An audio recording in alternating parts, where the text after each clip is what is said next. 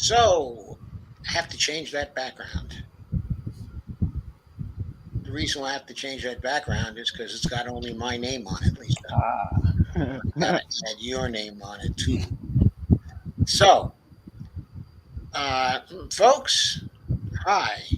We are all here, and you'll notice that this was the announcement for this particular stream.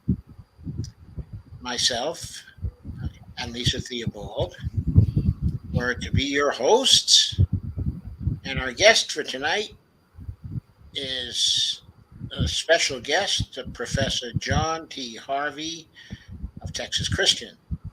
And what our topic for tonight was going to be MMT-informed policy implications of the IPCC Adaptation Report, Part 6. However, we've decided it is best to handle that when John comes back on June 28th, just 1 week from now. So we're changing the topic on the fly, and tonight's topic is business cycle modeling and its implications. And John has a business cycle model that he would like to present to us. Also, John, would you like to give a brief background on yourself first before you go into the model? Yeah, well, let me warn people first. I won't go into it in a lot of detail. Really, it's more the context of it that I think people might find interesting. Let's see. Got my PhD at the University of Tennessee. Undergrad was political science at econ. I did econ there, and it was a great place to go to school when I was there. It was the headquarters of the Journal of Economic Issues, which is the top institutionalist journal, and the Journal of Post-Keynesian Economics, which is the top post-Keynesian journal. Now, sadly, I would not recommend that anyone go there, but I got really lucky, got a job at TCU where non-mainstream research was actually rewarded, and I've ended up specializing in exchange rates first, and then business cycles, and some in contemporary schools of thought. I have a book on contending perspectives in economics, which sort of gives you a background on classical, Marxist, Austrian, and on down like that. And I will stop there with my introduction of John Harvey. Oh, I did bring the cowboy economist hat just in case. But also, I'm wearing shorts right now, so I won't stand up because it's 97 degrees in Texas. Also, may I add that you are a columnist for Forbes, if I'm not mistaken. That is true. Yes. Nice. In fact, my last one was on inflation. Sometime I should point out too, I've been department chair for the last 2 years, which means I haven't done anything for the last 2 years. That ended on May 31st. So here I am 21 days into freedom. I'm in the middle of writing another cowboy economist thing, which I think I did 2 or 3 during all of the last 2 years. It was just so much work that I didn't want to do, but somebody's got to do it. So, but yes, I do have. And what reminded me of that was the Forbes blog hasn't seen a lot of attention either, because I've been doing exciting things like answering student grade appeals and stuff like that. Oh, wonderful. Wow. Yes. Oh, I used to do a lot of that myself at one time. Grade appeals. Yeah. I don't think I ever encountered an appeal to a grade that I've had. I have. Is that because you're an easy grader, or because everyone was afraid to ask you for an adjustment? Oh no, it wasn't. Oh, I'm sorry, Lisa. Yeah. No. I'm not a teacher. Go. I was going to say, these were, as chair, these were all appeals of other people's classes. So I've had one in my life a long time ago, which was miserable, but it got through, and everyone denied the student's appeal. And there've been a couple where I've said okay, and it didn't go all the way through the process because I got back in touch with the instructor and said, actually, you said A in the syllabus, but you did B in the class, and they were like, yeah, I guess that's true. So they changed the grade. So, but there's been, I guess, especially through COVID, I've had to deal with maybe 10. And the last time I was chair, I don't remember any. So, anyway, there we have it. You know what? Now that I think about it, we had, I went to a community college for a couple of years. I was in school when Reagan pulled the guaranteed student loan. So I had to go back 11 years later and start all over, pretty much. Yeah. I got lucky. I had like 6 months left before all my credits were going to expire. But the long story short is I had an econ teacher. He was teaching macro, and he had this final, and it was horrendous. And it was a test bank, and the test bank got out. And long story short, it was one of those things where everybody knew where the test bank was and everybody got A's, and those dummies of us that didn't know where the test bank was failed the test. Right. And I did go to the dean, and we did do the final again. So that really wasn't a great appeal, but it was like, no. You are not wiping my GPA because I didn't cheat. That's not okay. Right. That's funny because one of the things that you don't anticipate, or I didn't at any rate, being in front of the classroom, you become the defender of the people who are not cheating. Right. I have to do all kinds of silly crap because there are people who cheat. I caught 4 people during the COVID semester, the spring 2020, when we were going to pass everybody. Unless you let the air out of the chancellor's tires in his car, we were going to pass you. And yet still 4 people cheated. And that really kind of broke my heart. I was like, God, we weren't, And so anyway, but because of people like that, I have to make other people jump through hoops. But as someone who didn't cheat in class, I appreciated that. In fact, I went to Catholic school, and it was senior year of high school in religion class. And I swear to you, a young lady who was sitting next to me was cheating on a religion test. All right. She was like pulling out her book, Son of God, Jesu. And she later became a nun. Oh, God. Yeah. So wonderful, wonderful person, actually. But that really ticked me off. I was like, I'm not cheating.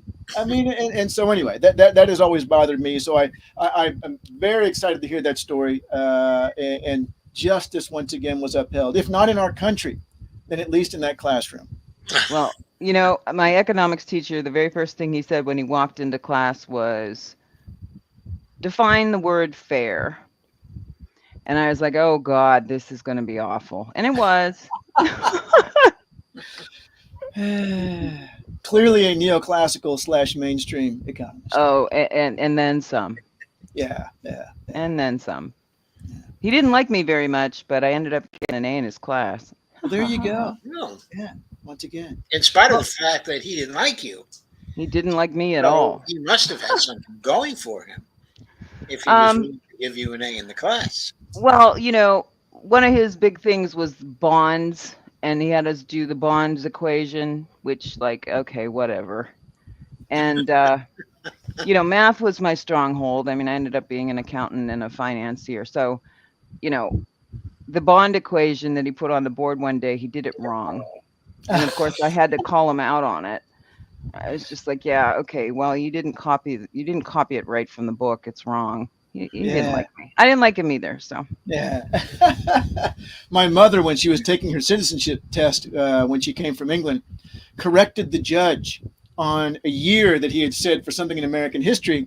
And she honestly thought she was being helpful. Oh, actually, that's 1776. And when they get around to giving the test, he said, well, take Mrs. Harvey. Apparently, she knows all the answers already. So, but she passed. Nice. And I can segue this into the business cycle model if you like, because I would love that. Please do. Segue us to the business Yeah. cycle model. The whole classroom thing is very important here. I think that intermediate macro is one of the absolute most important classes that we teach in econ programs. Econ, I don't know if everybody knows this, but it's gone heavily micro-oriented to the point that the people who are involved in getting PhDs in economics avoid macro. That macro in the mainstream is done so poorly that even they don't like it. Yeah. There was an article that came out by Paul Romer, who later won a Nobel Prize, and I'm sure a lot of people have heard of this, The Trouble with Macroeconomics. And he says that macroeconomics, and of course he's speaking about his school of thought, neoclassicism, the mainstream, has gone backwards for 30 years. And he says we have entered a stage of post-real macro, that nobody cares about reality anymore, that everything is caused by some external shock. And I just don't, the only thing I would disagree with is he doesn't go far enough in how bad things are. There are actually mainstream PhD programs that are considering dropping macro entirely as a required course. Oh my! You would, if the general public knew that an economist doesn't have to understand unemployment, inflation, GDP, none of these things are necessarily core. It's all about playing, games, and it's not that the stuff is useless. Yeah, the stuff that. In fact, I was just looking at our own webpage the other day and was kind of taken aback by what it said, that we teach you how to think through decisions. I'd rather it said we explain unemployment, inflation, and, poverty. Yes. But instead, what we have is people who are really good at math and generally very left-leaning, by the way. It was an interesting thing about there was the most recent survey I saw, professional economists vote Democrat. Now, granted, Democrat doesn't necessarily mean left anymore, but they voted Democrat 2.5 to 1, the ratio. So everyone in my department's very left-leaning, and yet most of them are neoclassicals. They were attracted by the math, and me too. But there has to be a purpose to it. So because there are so few applied macro courses, you have the intro macro course, the intermediate macro course. Those are the two core theory courses. And then really not much of anything else you can take in the program that talks about unemployment, inflation, and so forth. And yet there are many other micro classes you can take. Labor economics is essentially a micro class. Resource economics is essentially a micro class. And so this is, and I wrote an article where I talk about this for the Journal of Post-Keynesian Economics. This may be our last chance to catch them in intermediate macro. So we really need to do it well, all right? So that's part of the background here, is that it's a very important class to make. The second thing that leads around to this business cycle model, because the model is really for classroom use, the one that I'm talking about here.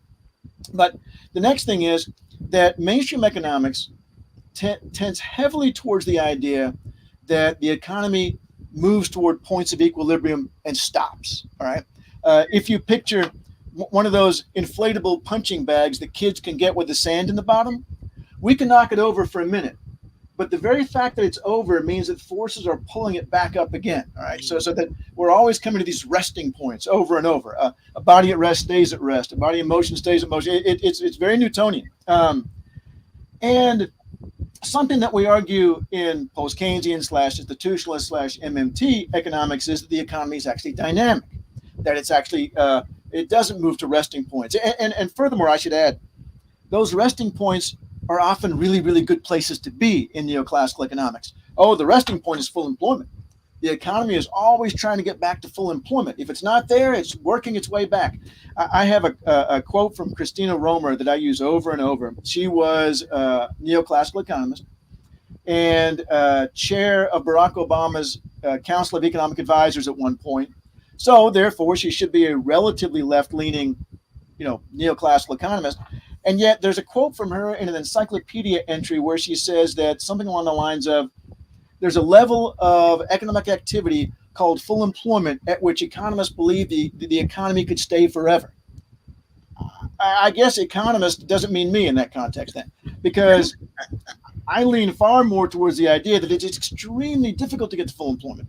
And once we're there, there's every reason to believe that we'll slip back down again.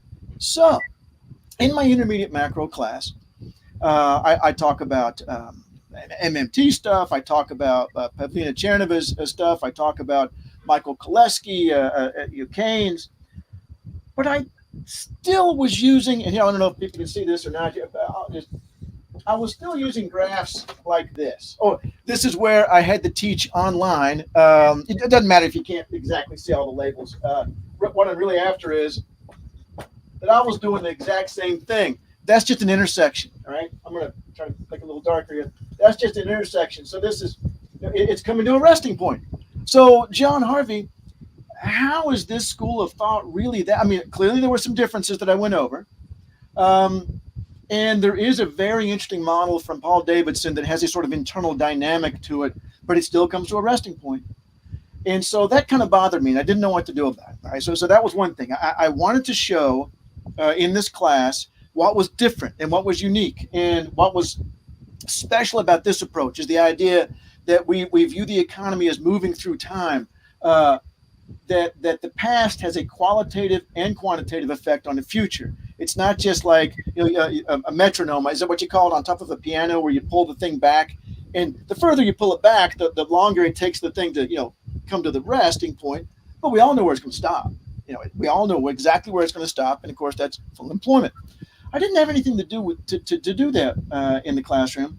Well, okay, so then sheer chance, I saw a presentation by a fella, and he was showing what he did in intermediate macro to show the Fed's model, how the Fed views the world, which of course he was a post-Keynesian himself, but he was using this model to show them, okay, here's how the Fed makes decisions. And it was all very much equilibrium like this, where it comes to a resting point. But I thought, oh my God. Oh, and I'm sorry, he did it in Excel. And I thought, that's perfect. I should try to build a simulation model in Excel for my students. So that they can see how we would model this instead, how we would show the economy moving through time. And I just became absolutely obsessed. Anyone who knows me well knows that about me. I like to design games, and I designed a game on baseball using only the statistics on the back of the baseball card. It's a pretty good game, actually. And I'm going to play this friend of mine. I'm a lifelong Reds fan. He's a lifelong Cubs fan.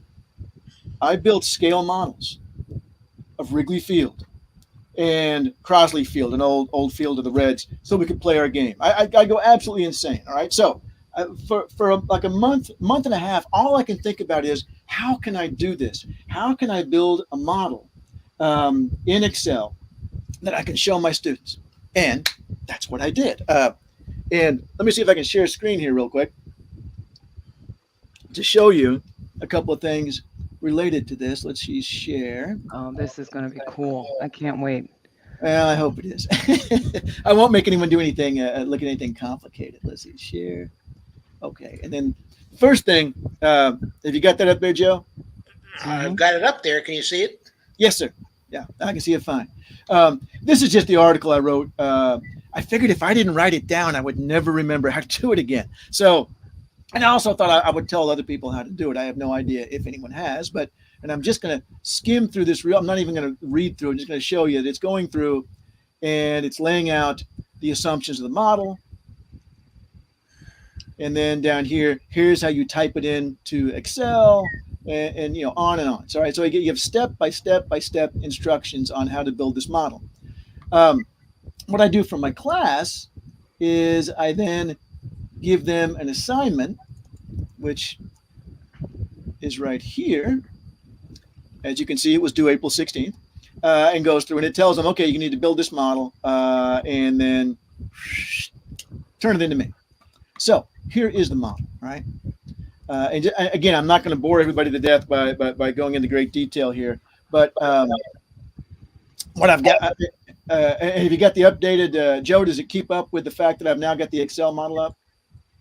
Yeah, it looks like the Excel model. Perfect. All right. In fact, I'll even try to zoom in a little bit. Oops, zoomed in too much. Okay, perfect. All right. So what I want to try to show here is that the economy, that the business cycle is not these random effects from outside, that the economy would simply stay at full employment forever if it weren't for these external shocks like COVID. Certainly external shocks happen because we know COVID happened. But under the best of circumstances, it is still difficult to get to full employment, and then we fall away fairly quickly. And so what I'm going to end up showing you with this is I'm going to show you how it creates a cycle, how you can then add in what the unemployment rate is, and ultimately what I'm really excited about is I add in the job guarantee and show and show how incredibly cheap it is. What a great irony this is of MMT, that we know we can't default, and yet actually the job guarantee is really cheap. So I'll show you all that as we go along. And the last thing I add, which was really abstracted, is the impact of debt, private sector debt, because private sector debt is a huge weight. So just again, I'm sure this is not terribly interesting to people. By the way, if somebody wants to email me for all these files, I'm happy to send them. j.harvey@tcu.edu. Email me and I'll send you all these files and the article and so forth. And then you can waste hours of your life like I did. So what we've got here here's investment. All right, and that's going to be the key to the whole thing. Now, there's no government in here at all yet, so that the government is going to be the rescue here. And then the capital stock, that the number of restaurants, the number of factories that exist. All right, and so investment adds to the capital stock. So every time period, however much this cell goes up is going to raise this, or however much, I shouldn't say however much, whatever is in this cell, this one raises by that much. This is depreciation, that your capital wears out. These are the profits you earn. Now, if you know any Koleskian economics, and there's a really nice piece by Pavlina Chernova where she puts together a Koleskian model to talk about deficit spending. Koleski argued that there's a very high correlation between investment and profits. If investment goes up, profits go up. Investment goes down, profits go down. All right, so really, essentially, these are going to be the same number. What's in this cell right here, B5, is going to be the same as E5. Here's the key to the model. This is what entrepreneurs expected. This is expected profits right here. And the question is, how far were profits there in column G off of what they expected profits to be?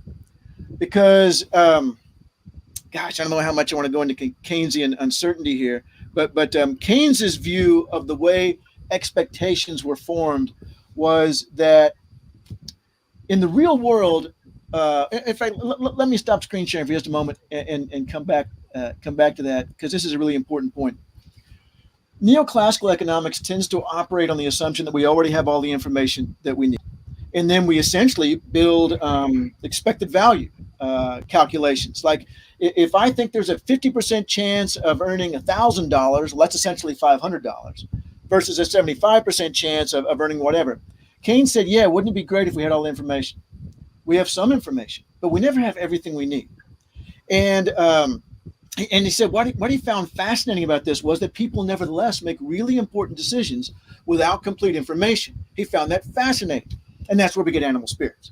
Animal spirits are, but you know what? I'm different. It's going to work for me. And it turns out you're not different. All right. It turns out that you're going to be the same, part of the 75% of all entrepreneurs that fail in the first 4 years, but people don't think that. All right. So in a world where we have this balance between I don't have enough information, investment's really expensive, it's a very long-term commitment, it's practically irreversible. If I build a shoe store, I can't suddenly change that into an oil derrick, versus animal spirits. And it's this constant battle between the two. Now, when actual profits exceed what you expected, well, that boosts those animal spirits. When actual profits are below, now we can have panic. You never have panic in the other model. You never have panic when we know everything. I have a great example that I finally came up with after years and years. And let me give it to you real quick. All right. So it just takes a second. I have this great idea. Perhaps every university can employ this. That at the end of the semester, in the last week of the semester, students can go to the registrar, pay $1,000, and roll a single die.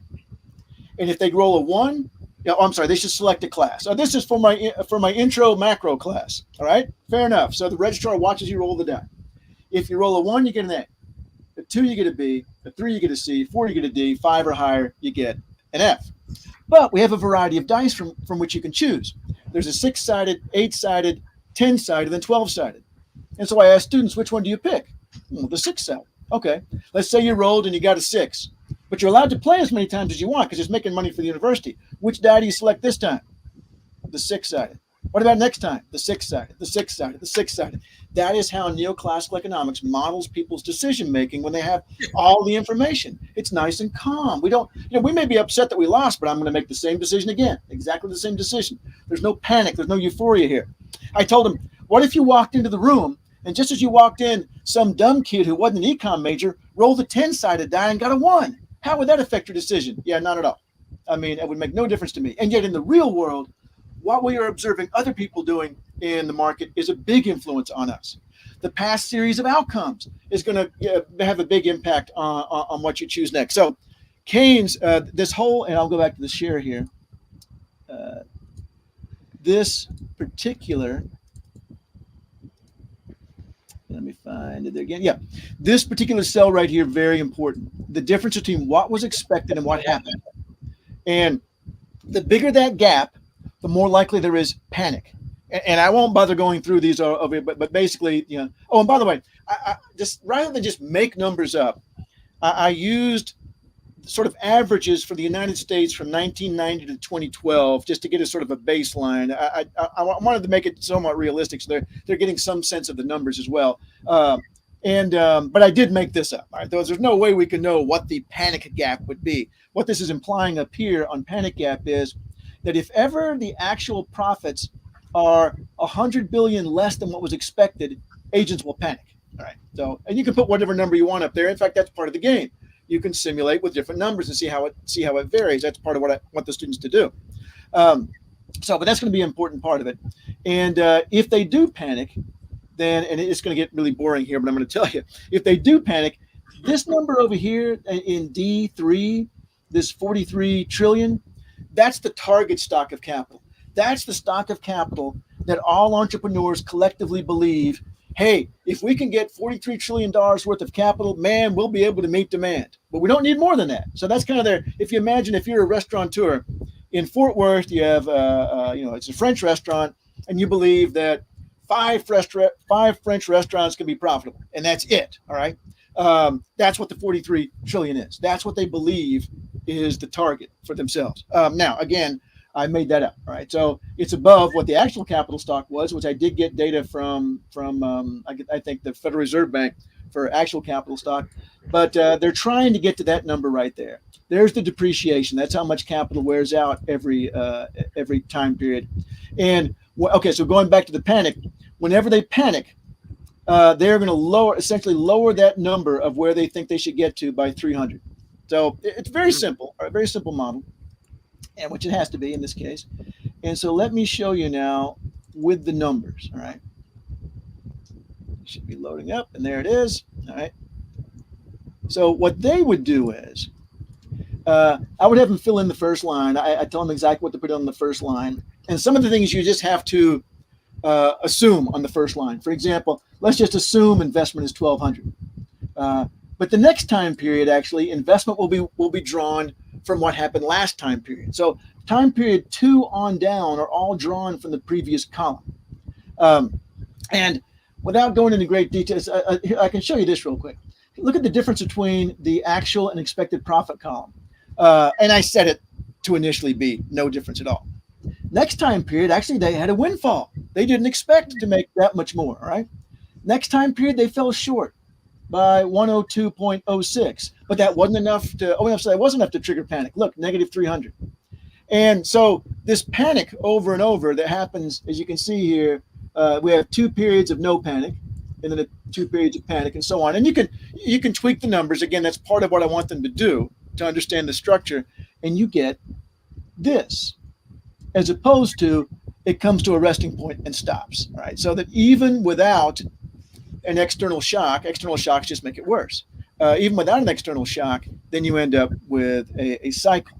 And I'm going to add a couple more things in there, but I'll stop for a second in case you all had any questions about that. Otherwise, I'm about to add in unemployment rates. No, but it makes perfect sense. It's kind of like what's going on right now. We're doing the same thing we did back in the 2000s, right? we're going to raise interest rates, and unemployment is going to go up, but everything's going to be fine, and that's going to cool the market down. But we're not taking into account that we've got a supply chain problem and a false narrative of the fact that we recovered from the pandemic shock. Right. And you're right. There is this problem, and we've got a price gouging problem too. Yeah, that's right. And Larry Summers, Ukraine, you've got a Ukraine problem. Right, yeah, big one. Right. That's absolutely right. And yet we've got people like Larry Summers saying, well, all we need is 8% unemployment for a couple of years, and that'll fix everything because it'll automatically go back to full employment. And no, it won't. It's hard to get there in the first place. And once you get there, I guess let me say this too about the way the whole model works. If I can show this here, if you think about the business cycle, let me try to draw this nice and solid. So everybody can see that. Yeah, it looks semi-visible. Think about the business cycle as being split into three parts. Early, this is simple, early, mid, and late, okay? Early, and there's data to back this up. Early expansion, entrepreneurs tend to be surprised about how well things are going. So imagine that whole, the balance between investment's really expensive and long-term and so forth versus animal spirits. That boosts the animal spirits. Like, oh, wow, things are better than I expected them to be. This is fantastic. Mid-expansion, things go about the way they expected to, and so they don't really adjust expectations. But late expansion, now firms are finishing projects. Now firms have as many restaurants as they think will be profitable in Fort Worth. Not all of them, but people are finishing. And so investment is falling. Investment, and the data support this. Investment is falling in late expansion, which, by the way, if we had a job guarantee, is exactly when that would be kicking in and preventing the downturn. But up here at the top, the reason for the underestimate is because firms are cutting back on investment. They do at the end of every expansion. That is what causes the turn. But even though they're doing this individually, collectively, they don't expect it. Collectively, they expect things to be going better than they are. And Keynes has a wonderful overlooked chapter in the General Theory, chapter 22, where he says, in late expansion, the profits they make actually aren't bad, but they're less than they expected. And in a world of uncertainty, that can induce panic. And so that's what's going on in the business cycle model. And now, so when there's panic, then they invest less, right? Or they That's change correct. portfolio. But and the other thing too is, and I'm going down into what it's like to be in business. You get an inertia thinking. You get this idea that everything's going great and we're just going to stay on track here. And then something happens and everybody goes, oh, crap. Carrie Killinger called it the perfect storm in 2004, before the mortgage crash, right? And it's like, well, wait a minute. How is it a perfect storm? Like, that sounds like you were caught flat-footed, but they are. Right. Or that this never happened before, except not in their cycle. Over. And that's right. But you're exactly right. And this is an important part of, Kolesky's talking about business cycles, that firms expect what just happened to continue to happen. They know it won't at some level, because they know there's going to be a recession, because it has been, but not yet. All right. And there is evidence that they do temper expectations in late expansions. If you look at the PMI, the Purchasing Managers Index, it does tend to temper in late expansion, but not enough. All right. So you end up with this gap, a larger and larger gap between what they expected and what actually happened. And then eventually you get, potentially panic. And as Joe said, investment was already falling. And I mean physical investment here, by the way, building restaurants, adding to productive capacity. It was already falling. Now it's collapsing once the panic sets in. Let me show you what it looks like next. Let's see here. Because what I tell them is, okay, all right, we got a little business cycle there. That's nice. But we don't really look at these data as fluctuations in investment. We look at them as fluctuations. We think more in terms of fluctuations in unemployment. Especially as post-Keynesian MMT institutionalists, we're really worried about this number over here. All right. So all I did was I made GDP a function of what investment was. And then employment is a function of this. And by the way, this took a long time because I really worked hard to make it spit out relatively realistic numbers. So it's not obviously completely. I mean, for one, I would like to have it broken down to where it's going through quarters. It's sort of going through several years each time period. But again, that comes from tweaking the numbers.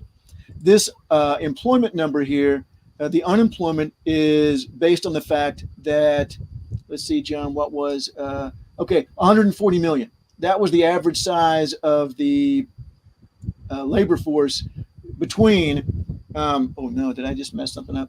Escape, there we go. Between 1990 and 2012. So I just figured out an unemployment rate. So now we can see, oh no, that really sucks. Look, we got to 5.9 and then it jumped to 10.9 and 9.5. And of course, it's going to keep repeating.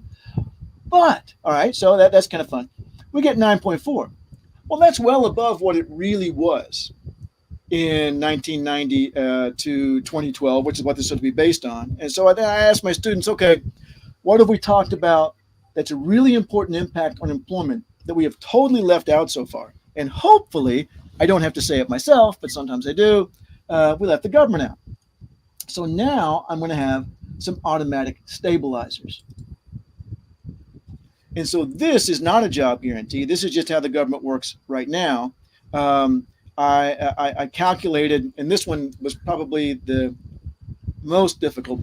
And I was shocked that when I got done, it worked as well as it did. But point being that automatic stabilizer, and I'm sorry, I should explain that. Even without a job program, when the economy is shrinking, then government spending automatically goes up for things like unemployment insurance and income support, and tax revenues automatically go down because people are losing jobs, right? So there is, some sense of stabilization right now, and it does the opposite in an expansion, which is one of the reasons why the expansion ends too, on top of the falling investment. So this is based on that idea. And notice that it now brings the unemployment rate down to, on average, 6.3. And 6.3, the actual unemployment during that period was 6.1. So I was like, okay, that's not too bad. In terms of the model, it's getting to something relatively realistic. But now the big one and the really fun part, right? I say, hey, let's figure out what it would cost to lower unemployment to zero. Why are we okay? Why are we okay with an average of 6.1? Well, in real life, and 6.3 here in the model. I mean, sure, we hit, 2.8, 3.2 up here, 5.1, which, it's not great, but still. But let's lower it to zero. So now I add in a job guarantee. And so that's right here. And I say, let's hire every person that's left after the stabilizer. And in fact, and this is a fun thing to do up here.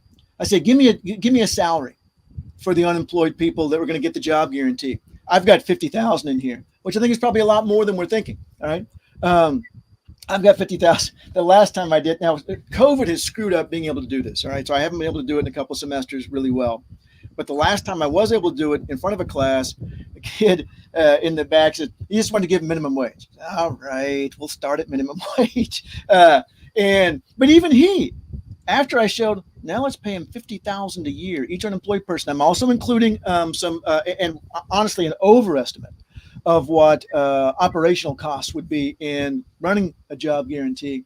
And here's how much the job guarantee is costing. To get rid of that last 6.4% unemployment, to get it to zero, it's costing, $494 billion. And let's have a look at that column. That column averages 487, all right? In this column, the automatic stabilizers averages 3 trillion, all right? The stabilizers are 15% of the automatic stabilizer. It is a tiny amount for the tremendous social cost that it is absorbing, that it is taken care of. I then do one last one. Well, I'll give you two more here, and then I'll stop. I do one with, is this it? Here it is. Let's get rid of the let's get rid of the automatic stabilizers entirely and just have a job guarantee. to get rid of the unemployment. Obviously, the government is still spending. It's got other programs it's got going on, and that will help as well. But let's pretend they don't have other programs going on, and that the entire weight of this is just on the job guarantee. It's still only $722 billion a year on average to hire every last unemployed person. Every last unemployed person. So I'll stop there for a second, and then I'll show you what I do when I add in the financial sector here in just a second. But that is so much fun. The 722 billion is a hell of a lot less than the CARES Act cost. Yes. That's very good, because I actually have a question on that on the worksheet. It's like, okay, let's see how much the CARES Act cost relative to how much it would have cost to employ everyone. And employ everyone doing what? Doing things like making medicinal alcohol, which was in terrible short supply. Right. Not even to mention the long-term problems with climate change. But yeah, it's a fraction of it. And one of the things we talked about at the Levy Institute during a sort of an open session, one of the students said that I think people need to find their rhetorical strength. And I think that's a very good point, because we're all having to proselytize here. We're all having to spread the word, and each of us has certain strengths and weaknesses. I'm good with rich white men. All right. So in a way, and I co-taught our first ever race and gender class last semester with a good friend and the goddaughter of our children, actually, and it's a Jamaican woman. She would have a much tougher time. All right. Convincing people. So, yes, do I have privilege? Yes, but I should leverage it. And never have I had a group of rich white businessmen, disagree with anything about, the debt and the deficit or the job guarantee. Do they have second thoughts after they leave the room? I'm sure. That's why we have to continue doing this. But because they run into everybody who doesn't think that way. That's why. Right. That's right. That's right. But you still put something in their head. And that was the great thing about this in the classroom. I teach primarily rich white kids at TCU. And to have them sit and think, whoa, that is so much less money. How could I possibly maintain an argument against this? That just makes no sense.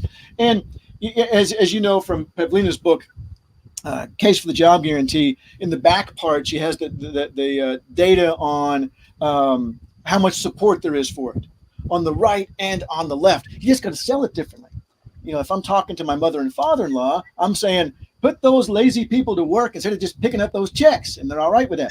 Talking to my parents, it would be more like along the lines of, yeah, this really sucks, and we would be able to get, they would be able to get an income, something they're proud of, training, and on and on. So let me show you the last part, because this is I don't know if you know Steve Keen. Yes, I know who Steve Keen is, and I know some of his work. Right. I wondered whether it's better to do this in Excel, okay, or whether it's better to do it in a system dynamics model. That is what I would have done, because I've written a couple of papers in system dynamics using VenSim, and I struggled with that because you can download student versions of VenSim. The thing about it is a system dynamics is exactly what inspired this, and there are specific programs for that. In system dynamics, it hides all the numbers and shows you the pattern. In Excel, you get all the numbers right there in front of you. It's very confusing, actually. You really can't see. Well, but I know they already know how to use Excel. Yeah. So I don't have to teach them the model on top of learning curve. Right. Have you ever used Simulistics? No, I've never heard of that one. I've used VenSim. I think Simulistics was the one. Yeah. It's really got tremendous capability for different kinds, of modules, and for putting them all together. And it's not really very expensive software. Last time I looked into it, which I have to admit was something like 12 years ago, or thereabouts. It must be much more capable now, and hopefully. I would think. Steve Keen is designing a system dynamic software, but the problem is because he used to review software, years ago, so he knows quite a bit about it. And he says the problem is, a Microsoft program, they're getting tons of data in all the time on where the bugs are. So we only find out once in a while, so it's been really hard to work on it. But indeed, his paper from 1995 was basically a system dynamics model, and he was arguing that private sector debt is the problem, and that as it accumulates, so we'll reach a point of collapse. And once we reach that point of collapse, it will be very difficult to recover. And then it was on the basis of this that in 2000, I think in 20, okay, so I know Steve, and he told me the story. He was doing expert testimony in Australia, and he was going to say something about debt the next day. And he says, I think that's true, but I don't know. I should look it up. And so he looks up some data on debt to income ratios in Australia, and he's like, wow, that's worse than I thought it was. But that's just Australia. And then he checked the US. Oh my God.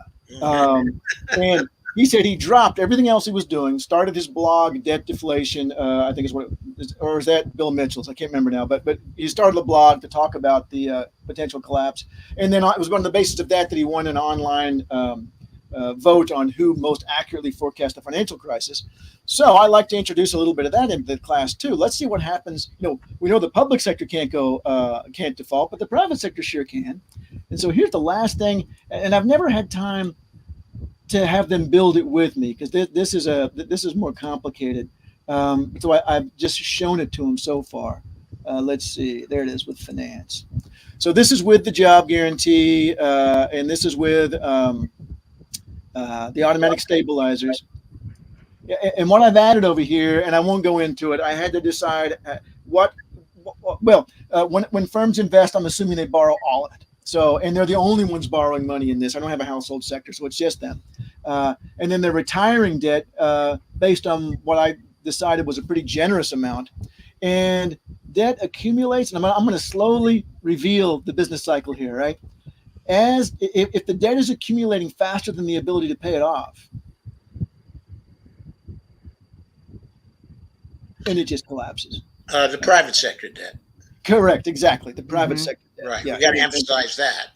Yeah. Oh, yeah. Absolutely, I do. Public sector debt. Right. No, totally. Yeah.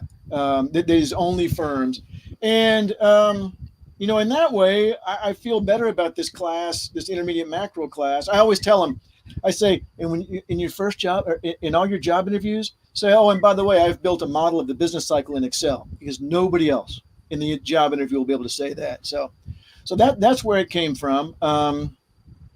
Yeah, that's pretty nice for people, actually, by the way.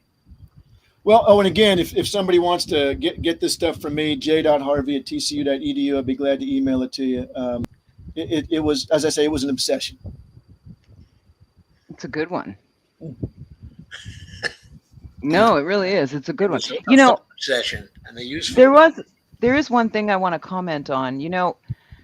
One of the things that really caused me to take a pause during the crash in 2008 was that it was obvious that we were heading off a cliff. Okay, from an internal accountant, right? We're the ass end of all of it. We catch it all, right? But we see it all. Okay, we could see it, but we had to meet the street expectations. Okay. Yes. And that is our problem, folks. The damn markets will not give you can't not meet the street. And if you're not growing, you're no go. And if we don't do something about the expectations, I mean, it was like when I went back into school in the mid 90s, and they were talking about Walmart growing 20% out into perpetuity. And I said to my professor, I mean, we were reading these Harvard business reviews or whatever they are, cases, right? Right. And right. I said to my professor, you cannot double in size every 5 years. It's impossible you can't sustain that. It will be on the entire planet in a couple of years. Yeah. So. And he said, well, sure you can. Why not? And I said, your investors are going to expect that. And what happens when you don't meet it? Because it's impossible. It's impossible, right? What I didn't think was going to happen was that we were going to allow the kind of consolidation and deregulation to happen that let it happen, right? Which is part of our problem now. No, I talk about those very things in class. The idea that for example, my time frame, the 90s, we have the stock market in real terms increasing by 20% for like 5 years in a row. He's like, there's no way. But it got into people's heads. And so, and this is a really fun thing to talk about, because as soon as you mention stock market, all of a sudden the students pay attention. They're like, oh, yeah, that sounds neat. And I said, well, it's more heat than light, but it does illustrate some stuff. Do you know Randy Ray once went to a conference of institutional investors just to find out what they were thinking about? And he said the common theme was, our customers want us to earn a rate of return that is impossible. We can't possibly do that. And I'd say to my students, okay, so how do you get more return? What can you take on? You know, what's that famous trade-off? You know, it's return versus risk. Okay, how about we loan money to people that can't pay it back on their houses? Now we've got lots of risk, higher return, and honestly, for a little while it works. And as long as I'm making my money off of the transaction cost or selling the loan afterwards, then there's well, and then it trickles down, right? Then you've got the appraisers appraising the houses higher than they should. Yep. Then you've got the loan underwriters underwriting loans, low doc mortgages, ARMs, telling everyone who, you've got, sure, you had a lot of people buying second homes, but that is a small margin, really, of the populace. You had a lot of people who did things like buy to flip because money was cheap. Okay. And that worked for a while, but that just added to the inflation in the market. And then they had the nerve to blame first-time home buyers who, by the way, were making decent money and went out to buy their houses and I was in Seattle, the financial sector of the people in their 30s who were finally like, wow, I can buy a house. And you walk into a bank and you say, what can I afford? And they put you into something that you can't afford, and somehow that was our fault. And then you give them balloon payments, and you tell them, and I tell my class that what you tell them is that, well, if the market continues like it is, if you decide in 5 years you can't afford this, you sell it and you make a killing, and that's absolutely right. If things continue exactly like they are right now. And, or they'd say to you, well, certainly you think that you're going to be doing better in your job and your income in 5 years, right? Now, nobody's going to say no. That's awful. That's awful.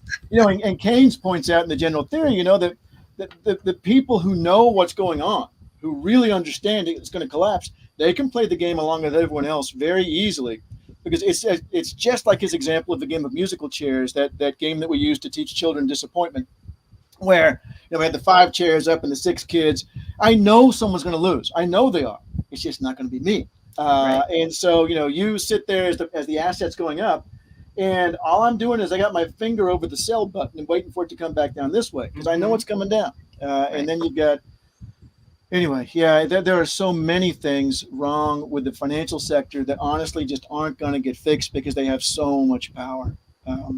Well, but that's the thing, though, is that now they have the power, but they also harbor the risk, and all of us feel it now because we've got such high consolidation rates and we're all so interconnected with it. I used to have a fit when my bosses would say, well, I need some KPIs off of you. And I'd be like, okay, well, I'm going to have to think about, well, all I need is, this one and this one and this one. And I'm like, well, what is that? What do you think that's telling you about my department? They never knew.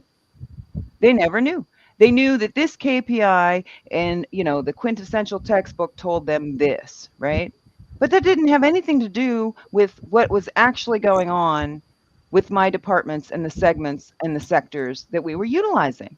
There was one, I think it was Money Magazine, it might have been Fortune Magazine, that had a cover back in the maybe 7-8 years ago, and it said, are your KPIs killing your business?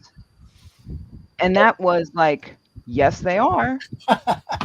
Totally. Yeah. Because people didn't really understand. They thought they knew what these things were going to tell them, but they didn't understand what was really going on in the operation and how it reflected. And I just said something very depressing, and I want to take it back. And that was that we can't change it. I was talking to Jamie Galbraith used to have a convention every 2 years, or a conference down at University of Texas, the other UT. I went to the real one. And it was the part of the conference where we're drinking. And I said to Jamie, well, what do you think the odds are of, can we fix the econ discipline? He said, oh, no, the econ discipline is gone. There's nothing we can do about that. I said, well, what can we do? He said, well, stuff like this, because he had lots of policymakers there. He said, we've got to talk to them. We've got to talk to different lawyers. I learned this from Rowan Gray last week. Lawyers are a wonderful source of people who can, be buying in with us and understand better about changing the rules than anybody else. And then I said, do you think we're going to win? Oh, no. But what the hell else are we going to do? We've got to do what we think is right, because we know we're not going to win if we don't try. And I was talking to Fidel Kaboob at the Levy thing, and he just gave a wonderful talk on climate change and so forth. And I thanked him for because he does so much. He does so many interviews and so forth. And I said, thank you for doing all that. He said, well, it's that or hide under my desk. And so I know where he's coming from. We're all drinking too much, and it's not just COVID. So anyway. Yeah, or we can get Galbraith to run for president. Oh, please. And then, of course, we'll have the neoliberal Democrats sabotage it, but nevertheless. It might, I don't know. Joe and I have been brainstorming about this, and I just insisted. I said, if we could just get somebody like him in, we could take the crew of people that know what the hell's going on and how to fix it. But who's crazy enough to run for president? Therein lies the rub. Right. Right, and I suspect that he has no appetite for that. I think that's absolutely right. Yeah, unfortunately. Maybe, who's that congressman that keeps quoting Stephanie? I can't think of his name. Yarmouth, who, by the way, is not going back to the House. He's not going back to Congress. Right, he's retiring this year. This is his last session. Well, great. I know. Yeah, just when we have somebody who knows what's going on. Makes you wonder if they're willing forcing to it out. talk about it. Yeah. We know somebody else who knows what's going on, but he's never willing to talk about it. Right. Yeah. I remember Warren tells that story about sitting next to, I think, Al Gore at some big event, and he explains it all to Al Gore, and Al Gore shakes his head and finally says, yeah, I can't say that out loud. Even if I believe it. So, but I don't know, this younger generation, that's the only thing that gives me hope, is that my daughters are 28, and they have a much more, they didn't grow up in the 80s like I did with, greed is good. And maybe one of my colleagues at work, his daughter says, we just need you to die, which actually they don't need him to die because he's a good guy, but so we need your generation. I've said that. I've said it. But you know what, though? What I'm seeing right now gives me some hope, because I don't know if you saw this or not, but Summers backtracked his statement on needing unemployment to be at 8%. He said, well, this is a theory. It wasn't necessarily a practical application, right?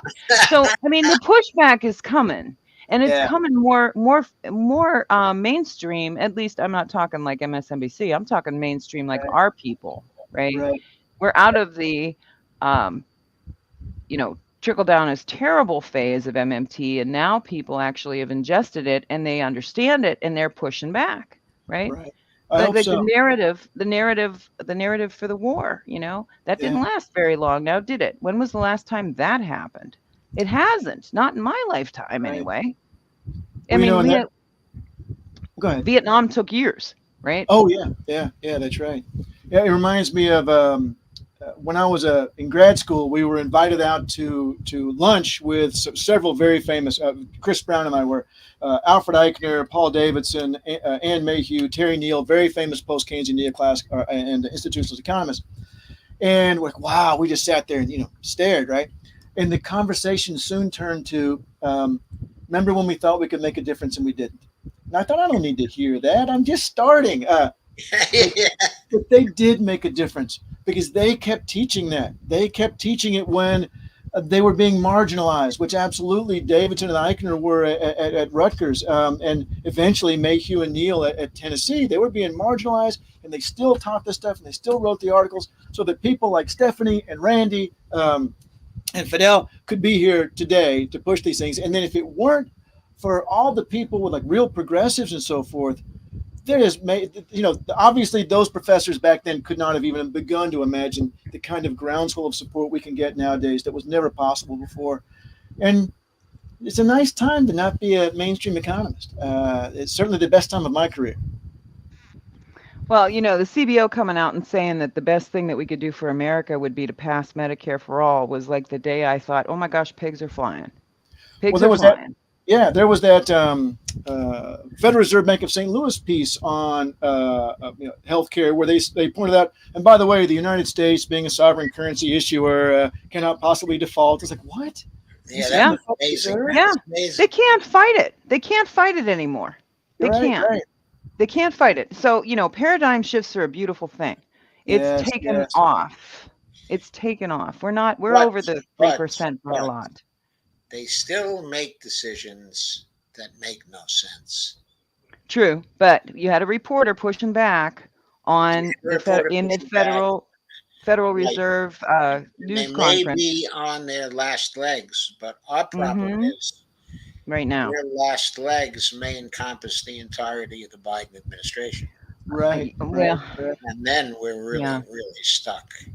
Well, you know what? It's going to get so bad that Powell knows better. He let on in that last question in his news conference. The reporter pushed back and said, there are mainstream economists who feel that you're taking a sledgehammer to the economy, a wrecking ball, I think were the words that he used. And he said, inflation is a lagging indicator. How long are you going to wait before you retract or you don't raise interest rates again and you retract the interest rate raise? And Powell said, we'll be looking at it. He didn't run away from it, right? He didn't elaborate too much, but you could tell. He was like, yeah, this is the only thing I've got to do. He basically said that. This is the only thing that we can do. Well, he said the same thing during COVID about, when's the economy going to recover from COVID? And he said, well, it depends on when we get a vaccine and so forth. And I remember him saying that, I've done everything I possibly can as far as my tools to try to stimulate the economy. It's up to Congress now. I mean, there's nothing left. So you hear logical stuff like that now and then. And I've seen him bringing up the fact that, inflation right now is actually a function of supply chain and Ukraine. So don't do the interest rate thing. How about not do that at all? So, it's a committee that they come to this. They take a vote on it. It's not like it's him that says this is what we're going to do. It's a committee. It's groupthink. We're back to the same problem. There was something that Moody's came out with, I guess, about a week ago. Using Mark Zandi's model. One conclusion they drew was that 3% of the current inflation that we're experiencing right now is due to the war, in Ukraine. So Biden's war is costing us 3%. Right. No, that's I'm in the middle of. I don't want to give away too much because my next Cowboy Economist, if I ever get this thing done, is on inflation, and so I've been writing out my script and my notes for that. And even in class, I to them right away is, I don't know if I should say his name or not. A well-known MMTer. I don't have his clearance to say his name, but this last week he said, well, inflation's a made-up number, which is true. I just never thought to state it so boldly, because what he means is that we created this number. As a matter of fact, I have right here, and I'm going to give away some of my Cowboy Economist stuff. It depends on who you are and how you're spending your money as to how bad inflation is. Yes, that's right. Yeah, check this out. Let's see, share, and there it is. So there's the breakdown of how the consumer price index is calculated. And so, you can see that, we get 42% of it is housing, which makes, perfect sense. But, the really interesting thing is if we look at the data here from the most recent data that just came out, then there are some sectors where there's tons of it. Gasoline, all types. It's gone up 48% in the last 12 months. Fuel oil, 106%. So, if I live somewhere where for some reason I don't use gas or fuel oil, then I'm in great shape. Although that one tends to spill into other areas. Remember how long it was for months that it was used cars and new vehicles that were putting so much, contributing so much to the overall rate of inflation. Yes, and computer chips also. Yes, yes. And well, okay, I started to say I wasn't affected by that because I didn't need a new car. All right, so that part was totally irrelevant to me. My computer died last July. That's a new computer. Yeah, I had to buy a new computer, and I'm a big computer gamer, so I had to have a really good graphics card. It cost me more than twice as much as the last computer, so that really hit me hard. But I always tell students you have to break it down by category and think about it, because it's not all the prices at once. This is an average, and where you break it down is going to tell you the story of what's going on. Right. And so part of the fuel prices, which is driving so much of this, is Ukraine, obviously. Part of it is speculation, which has not been talked about as much as I think it should be. In fact, I've seen estimates, that as much as 25% of the increase in price is merely speculation.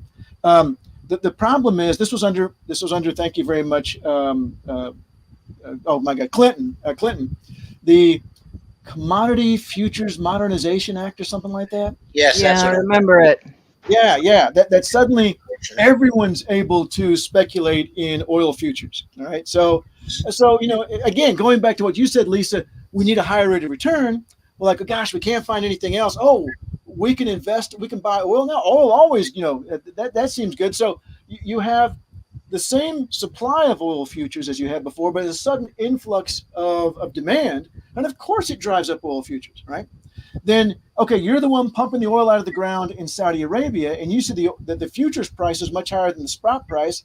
Well, I ain't pumping it out yet. The market says the price is going to go up, right? So I wait, which of course lowers the supply now, which drives up the spot price. And then the speculators are like, we're geniuses. We speculated that the price was going up, and it did go up. And so, obviously this is not an infinite cycle, but it drives up the price. And I've seen people talking about maybe 25% of it right now is just people speculating on that market.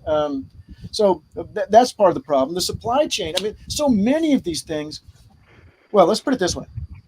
Okay, let's say, let's throw away all we know about what's really going on with inflation in terms of the supply chain, computer chips, the fertilizer, the climate change that's affecting, harvests, and Ukraine is. Let's throw all that away, and let's say that the Larry Summers of the world are right, that it's merely pent-up demand that's driving up prices. Okay, so what? Leave it alone.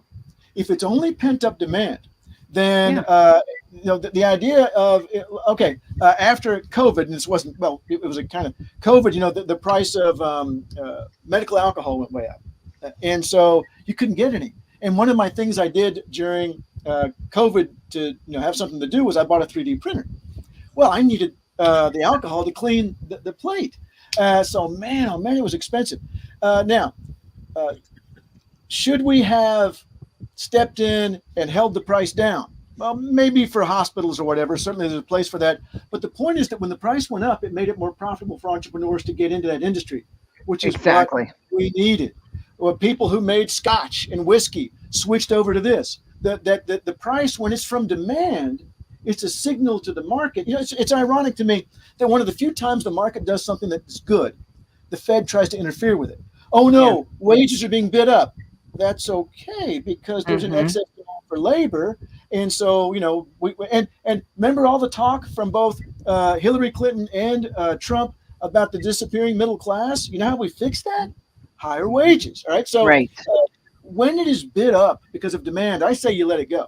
Now, obviously, if it's a problem with speculating in houses or whatever like that, that's a different issue. And people, if it's a good or service that's really important, but the economy, and the only example I can think of where demand was so high it was causing terrible inflation to me is World War II in the United States. We have 1.9% unemployment, below 2. everyone has these high incomes, and not only that, but we've cut back on how many consumer goods there are. Now we had to introduce wage and price controls because we weren't going to produce more of that stuff for the consumer market. But you know what happened after the war's over? They pulled that off, and then the prices of these things go up, and that's okay because the reason the price went up is because consumers wanted more of it. Price goes up, profits go up, and consumers get more of it. Ta-da! That's what we wanted. So when it's driven by demand, one of the things I've never really weighed in on with MMT is whether or not it would cause inflation. Right? I let other people worry about that because I don't care if it does. Because the kind of inflation that MMT would cause, I would be fine with. Oh no, we're going to have to pay more for, there certainly would be a one-time issue where if we're going to pay a decent wage for the government job, all of a sudden working at McDonald's doesn't look so good to me anymore. Right. McDonald's has to raise their wages, and yes, the price of a Big Mac is going to go up. You're right, it is. And people are going to live better. That's right. You know what? After the Emancipation Proclamation, I don't know this for sure, but I'll bet the price of cotton went up. And who cares? Because that wasn't the point. The point was that these people were being oppressed, and so were the people at McDonald's. Now, obviously not to the same extent, but the idea being that they are being screwed. And so if it's demand pull inflation, let it go. If it's cost push, if it's the profit margins like Joe was talking about a minute ago, if it's then no, we need to do that to address that. If it's because of Ukraine, well, hell, we shouldn't be using that much gas anyway. But right? Because honestly, it would be wonderful, wouldn't it, if this was the price of gas, even though we had lots of it, because we're raising the price and using we don't have to use the funds for this. Well, at state and local level they do, using the funds to build public transportation, and because we want people to do those things. So anyway, I'm sorry, I've gone on and on about that, but I'm a big believer in the demand pull kind of inflation. That's okay. Cost push. Oh, and I'm sorry, I forgot my final point. It's going to be the final thing the Cowboy Economist says. None of those things, none of them are solved by raising interest rates or by causing it.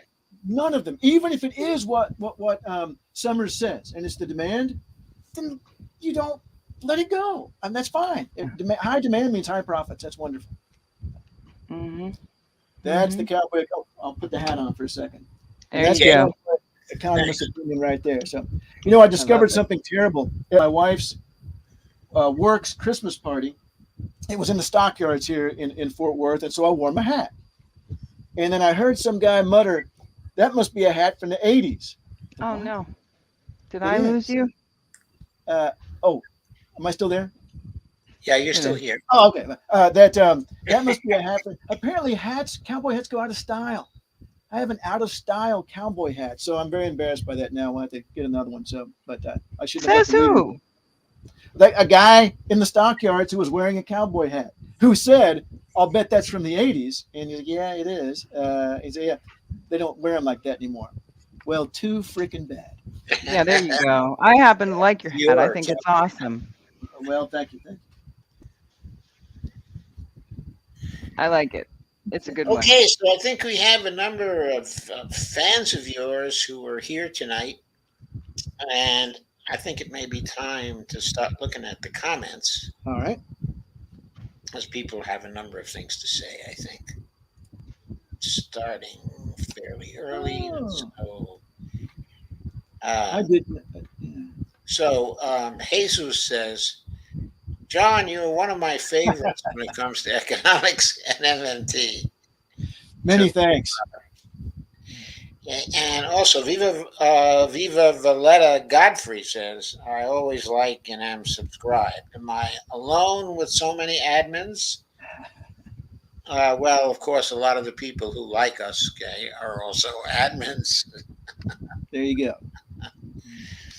So Lana Dale says, "Absolutely love Dr. Harvey." I try. And Go says, "Is this in reply to the joy attack of Red Berets on Sabi? I think it made her look bad, honestly." No, it's not in reply to her at all. In fact, I always wear the Red Beret for all of my shows. It's just a continuous affirmation of the movement.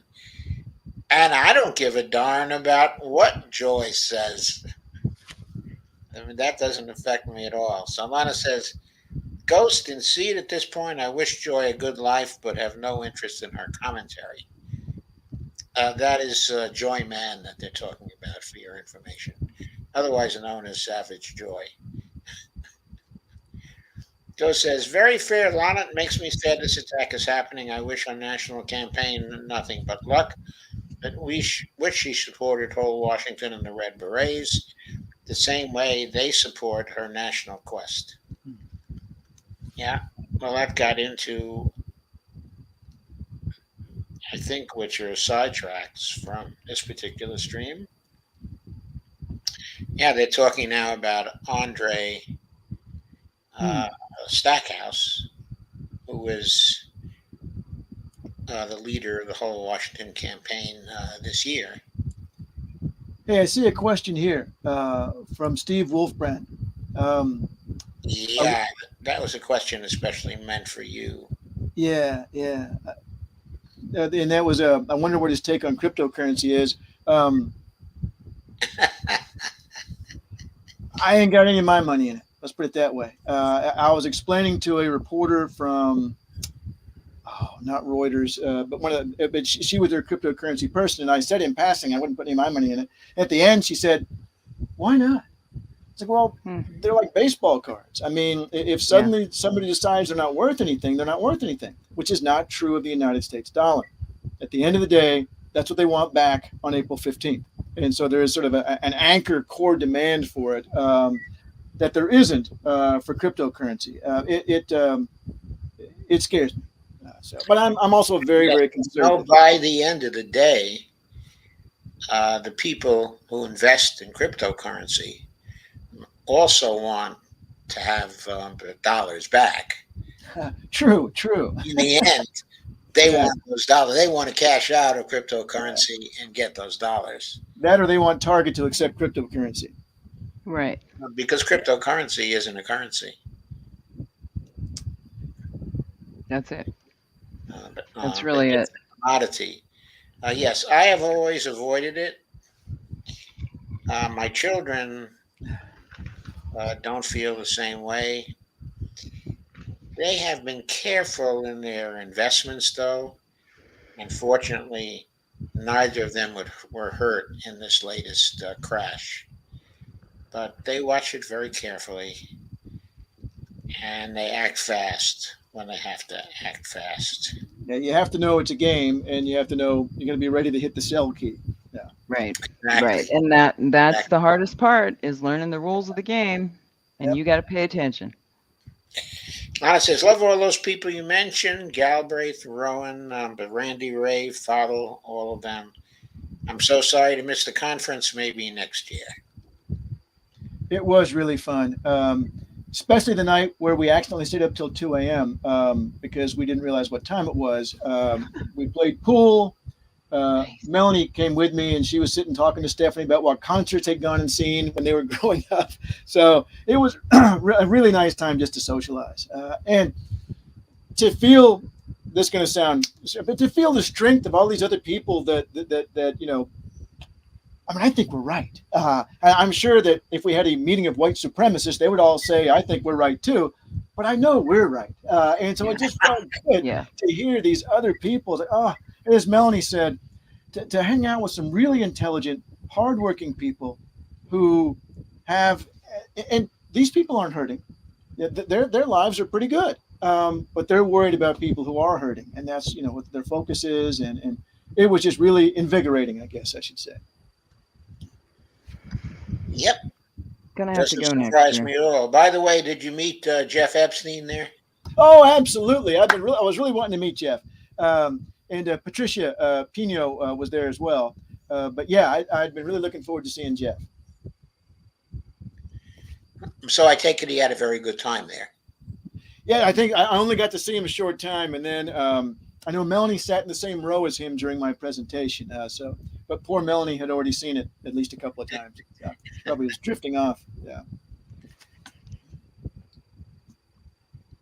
We don't have a lot of comments tonight. Yeah, which is surprising. I thought there would be a lot more comments tonight. Well, probably the Excel business cycle is not the most exciting thing in the world to see. Well, actually, that was a pretty exciting presentation, I thought. It was too, but I mean, come on, we're kind of geeky here. Well, that's true. That's a very good point. Yeah. We are kind of geeky here, but to see in numbers how much difference the job guarantee would make. Oh, I love that. I love the fact that you've got a model for the job guarantee. I mean, in my wildest dreams, I wouldn't have thought. That's fabulous. And I will be emailing you because I want all those things. I want to play with them. I look forward to it. Okay, I would love the paper on the job guarantee also. The paper on the application. Okay. Right. Yeah. And, all the Excel files and so forth. Yeah. I've already sent them around to a couple people already, so I already have an email all set. I'm just going to change the name on the top and send it off to you. You sent me some PDFs already. Is the job guarantee paper in there? Yeah. As a matter of fact, I have sent you everything already. Yeah. You pulled up the white paper, Joe. Huh? You pulled up the white paper and had it on screen. That was me. I pulled it up. Oh, you did it. Okay. Well, I want that. Sure. He also supplied me with the model screens, and the white paper before. I just didn't know whether the white paper he supplied me with was among the 3 PDFs. Yes. Okay. Yes. But I had all that stuff because just in case sharing his didn't work, we wanted to have a backup. Yeah. No, you definitely have everything, but I'll send it to you again. It'll just be off in cyberspace. It won't really hurt anybody, I guess. Okay. That's cool. Jeff is here, by the way. Woo. He said, howdy, everybody. Oh, there he is. And he also said, I'm editing an interview with John right now. Nice. Oh, great, Jeff. Yeah, I had been putting people off while I was chair about doing podcasts and so forth. And I told Jeff, but I'll be done at the end of May or something like that. So at the end of May, Jeff's like, are you ready? So yeah, Jeff is always there right on the dime. Right, Jeff's good. That was the first one really I did. And then Jonathan Wilson had a question at 10:14. Please ask Dr. Harvey how the Fed raising the rates corresponds to the increases in the mortgage rates. Oh, yeah. I don't know formula-wise how. I mean, obviously it's going to raise mortgage rates because it's going to raise the cost of cash and raise the alternative prices. But I don't know how big the impact is. I would think that maybe Lisa would actually be better placed to. I mean, I can only go on what I'm sure it's worse now, but even a month and a half ago, I mean, we refied early. I think we locked in early February. And we locked at 2.5 for a 15.25, right? And I have a friend who was going to go buy a property, and it was a month and a half later, and he was looking at something more like 5.5, 6. So it's a big deal. And I mean, I know your FICO comes into play here, but that was not an issue. I mean, we were talking apples and apples when it came to FICO. So but how? I don't know if it's speculative. I don't know how that equation happens where the banks that you're trying to borrow from determine what their rate and mortgage is at. I don't know what that equation is. Well, if the Fed funds rate is the wholesale price of money, then I would assume that, if I can get that off of off of another bank, then I certainly want more than that off of a mortgage, sure, that might not pay back. So it's going to set the it's the markup I don't understand. Right. I don't know how big I don't know how big it would be and what would affect it. And I just looked at mortgage rates and 30-year fixed 6.5. Good Lord, that's more than double ours. Yeah, right. I mean, it's gone nuts. Yeah. And of course, my parents tried to buy a home. We ended up getting transferred again, but those double digits back in the 80s, early 80s or late 70s. I can't remember now.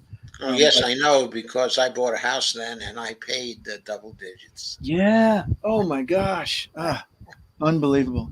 So I mean, we're big on amortization tables here, and I can't even imagine, Joe. I mean, 13%. or higher on a mortgage. Oh my God. Yeah, yeah, yeah, yeah. We didn't have to live in that world.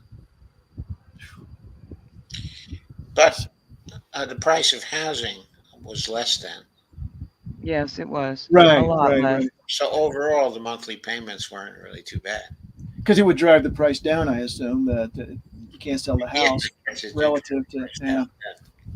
Well, and that's the other question I was going to have is like, you raise interest rates the way that you do, and then the Fed capped the securities that they were willing to purchase, right, for housing. So your housing prices are going to come down. They're going to drive them down, right? And is that because it's part of the equation to measure inflation? I mean, I'm wondering, like, because Yeah. this is so silly an effort to take, in my opinion, right?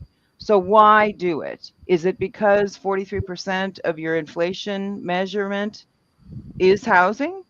I mean, I know that sounds so trivial, but none of this makes any sense to me. I'm trying to figure out the motivating factor. When my daughters were 10, we were driving to school, driving them to school, and I said something about, because we have conversations like this, because we're also all geeks. And I said something about the Fed raising interest rates because of inflation, and Alex immediately said, "Doesn't that just make prices higher?" Very Uh, good. so I Very said, good. "Yeah, yeah, it does." Very Yeah. good. Anyway, she's a lawyer I now. It's the cognitive dissonance when I say things like that. Sometimes people want to listen, and sometimes I don't want to talk about this right now because everything that everybody has learned is counterintuitive, right? A And lot if of you're, it is, I and don't, yet I talked about this on Jeff's show, so I don't want to ruin that segment. But it's there's a lot of MNT folks who talk about, maybe there's a conspiracy of some sort that these people are pushing these ideas, and maybe at the top. But as I said earlier, my colleagues in the department, they truly believe this economics, and they are left leaning at the same time. I wrote a paper for a journal some years ago, a mainstream journal. I knew the editor, really nice guy. He said, "Will you write an article on post Keynesian economics for our neoclassical journal?" I said, "Sure." And so I wrote it up, sent it off to Victoria Chick and Paul Davidson, two very well-known post Keynesians, to have a look at it. And I thought, "You idiot! Send it to a neoclassical, because that's who's going to be reading it." So I sent it to one of my good friends, a colleague in the department, and he said things like, "Well, but surely there's an automatic tendency towards full employment because sometimes we get to full employment." I was like, "Sometimes it rains in the desert, but that doesn't yeah, mean that when it's not raining, it creates the conditions that cause rain." right. Same fella. Sometime earlier, I was observing his class because I was department chair at the time, and he was an untenured faculty member, and he talked about how when people save more, that this will cause firms to invest more, right? And so he did a very nice job, and I wrote a very nice review. But I said to him, "By the way, why would firms invest more if consumers aren't spending as much?" He said, "I don't know. I never thought about that." Um, to I his shouldn't credit, laugh. he is now sending me pieces on how bad neoclassical economics is because it's seeped in. He Right. started looking at different things, and he said, "Wow, I hadn't looked at it that way." And when you're in school, there's a footnote in a paper by a famous economist. I can't remember who it was now. Neoclassical, one of the many mea culpas after the financial crisis. Oh gosh, what were we doing wrong? And he makes a comment in the footnote about the sort of very simplistic assumptions we make, and that graduate students, of course, don't question them at all because it's going to be on the test. And it's absolutely right. You just Well, don't that's question just at all. it, right? And you're paying $50,000 a year for your degree, and this Yeah. is what I learned, and you're going to embody that because when you get out, you're going to go use this stuff, right? I mean, And it's there's easy to self-selection. see, Yeah. And there's but self-selection. If it drives you, it'll just drive away the people who have absolutely no tolerance for it. So well, but see, I'm always the glad fly in the room, and I've taken my lumps over it, but you know, at some point, if you really truly understand, not just regurgitating for the test, but you've really got it, right? And then you start applying. And, working in a bank through a financial crash and being an auditor through, Enron and all of that, you can't help but start going, huh? What in the heck? What's an off balance sheet liability? You start asking those questions, you start applied, right? Could you see that coming? It's Monday morning quarterbacking, but that's how you learn, right? It's history. You've got to bring it forward. But I'll tell you what, a lot of people just don't understand it. And, they don't have time to figure it out. And when you start hitting cognitive dissonance, you lose people. Yeah. But Ghost Star asks, I don't know if he's asking, he's commenting, some of Stephanie's, and I assume this is Stephanie Kelton's, Right. Cryptic remarks drive me, and then he leaves an icon I can't see here. It's probably drives me wild. Googly eyes, like, Yeah, crazy. Yes. I wish she would just explain her position. So, Steve, what exactly is that about? I mean, to me, your remark is a little bit cryptic. Could you explain a little more what you mean? Oh, I know what he's talking about. Oh, go ahead. Well, when Stephanie makes a comment, she's such a lady and she doesn't want, she wants to get her point across and yet not be like I am, just call you out. Your hat's not blue, it's red. There it is. So she says things like, I don't want to call it sarcasm. Sometimes there's some sarcasm in it, but she lays it out in such a way that she's not in your face with it. And she did something today like that I read, which there have been times where I've had to read her things like several times before I got the implication, because I'm so direct, right? Sometimes she's just saying, without saying this doesn't make any sense, which she did do that today. She'll just say, she'll just put it in such a way that, like, I call things oxymorons all the time. Yeah. She doesn't do that. She'll juxtapose it and put it out in such a way that you have to think about what she's saying. Well, it's just like that fellow said, I mentioned earlier at the Summer Institute at Levy, that you have to know your rhetorical strengths. And so, and we need all of us, pushing in different directions in different ways. I remember a question I had about MMT, job guarantee, that sort of thing, at the the Lubbock Economics Council. Perhaps everyone's heard of the very powerful Lubbock Economics Council in Lubbock, Texas. It was clearly sort of an Austrian perspective, and talking about, less than full employment, but isn't it true that entrepreneurs will just come up with new ideas, because that's kind of their idea that, it'll fix itself because there's always profit opportunities. People come up with an idea. And I don't think that's true. I don't either. But I didn't deny it. I said, but you can have the best idea in the world, and if people don't have jobs, you're not going to have a market for it. And he was like, oh, yeah. So, you just got to go a different, I'm not good at confrontation. I am better at being indirect.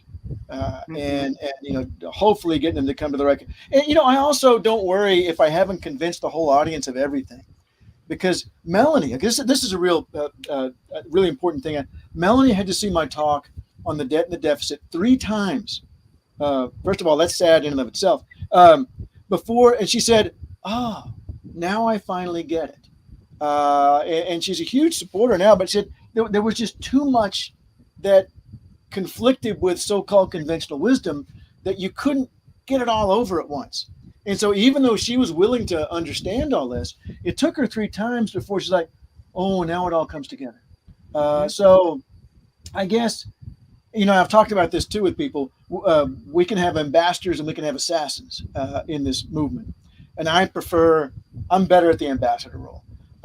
Unless it's Larry Summers or something like that, but there's a time and a place for these things, and you have to feel out, am I better off attacking this person, or am I better off kind of, patting them on the head and leading them the right way? But I'm a better ambassador, and I guess so is she.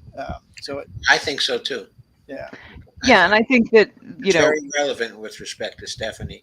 She's very talented as an ambassador.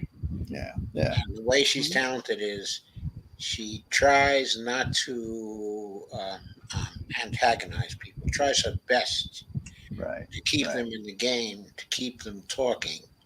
Right. Sometimes that requires cryptic remarks. Yeah. Well, and her audience too. I mean, she's got a higher level audience, right? Right. But we all know too that there are people who, just I mean, just like Al Gore said to you, I can't say that, right? I'll go after the politicians all day long when they do things like that because it's infuriating to me that they continue this garbage talking points, right? And I'm allowed to go after politicians. We all are. And I feel like the more ridicule that we put out there for politicians who will still spew garbage when it comes to economic policy, the sooner they're going to turn, right? And people it's at least on social media, people can't help themselves when somebody does a gotcha on a politician, man. It goes.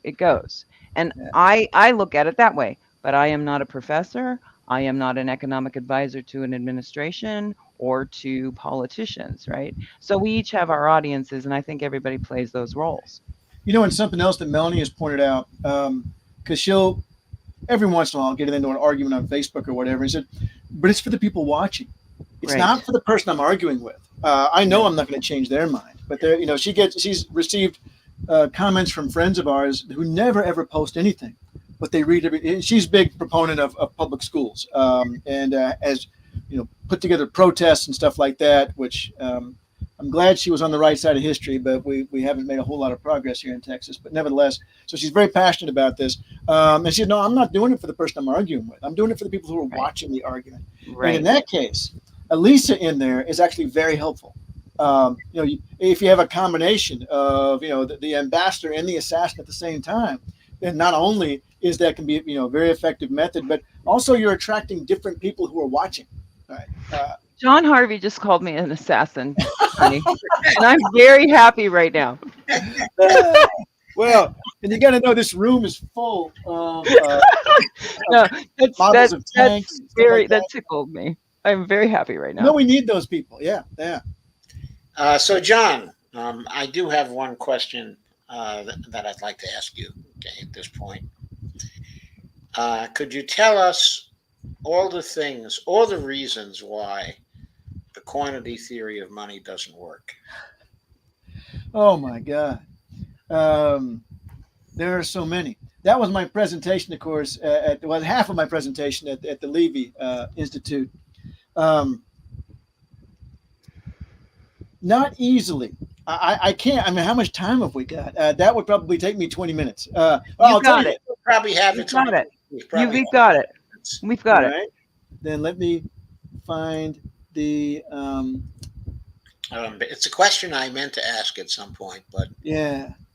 I kind of forgot in all the excitement over the model. I was thinking so much about the model that I forgot to ask that question. Here is my presentation from the Levy Institute. I'll just go through a little bit of that. So let me screen share. Okay, so let me make sure that gets into the. Make them big, Joe. Share screen. Share, and let me find it again. There it is. And I don't know if it's going to be big enough. I was just going to, okay, I'll maximize it.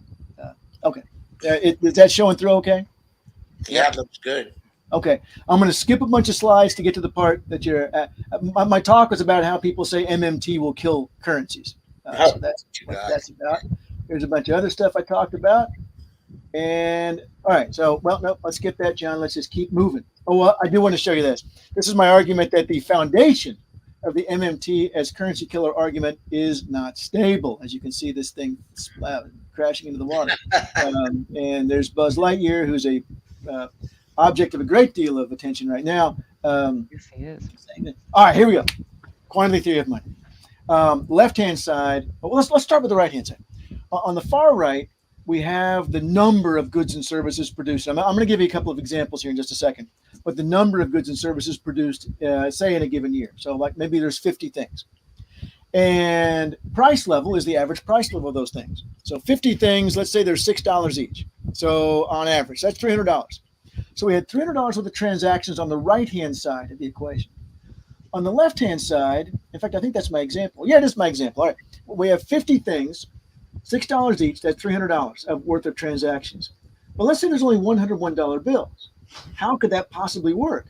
Well, V is the average number of times each dollar bill is used. So if each dollar bill is used 3 times, then of course we could sustain $300 worth of transactions with just $101 bills. And what the equation of exchange says, okay, but what if we have twice as many things? We could still do it with $100 if the velocity were to increase to 6. A couple more examples here, right? Okay, so none of this is very controversial.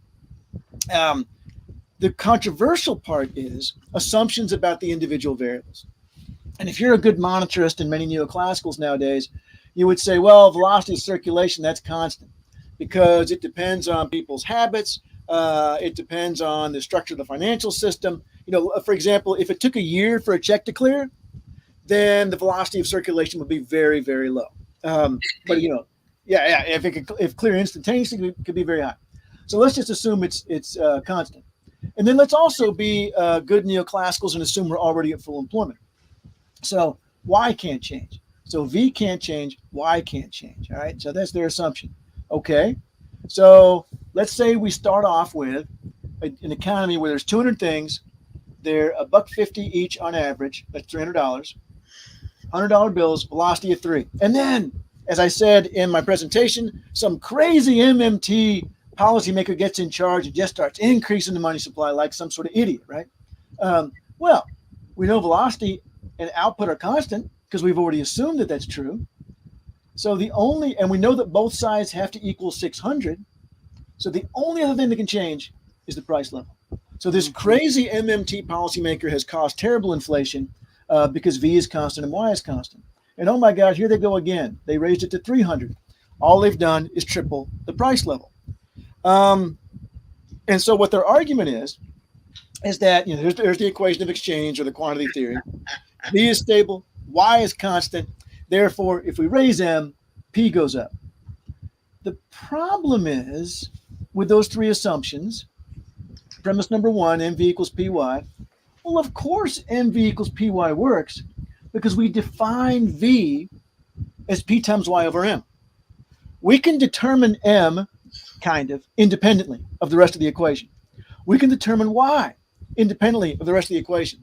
We can determine P independently of the rest of the equation, but we can only get V if we get those other 3 variables first. It's like saying, oh, I've discovered this fascinating relationship in baseball between batting averages, hits, and at bats. Well, of course you did, you moron, because batting average is defined as hits equals at bats. So of course the equation works. Velocity is defined as P times Y divided by M. So that part, yeah, whatever. Okay, whatever. V isn't stable. Study after study has shown that V isn't stable. This is a study from the 1950s, but it's often quoted because it's beautiful the way it's written.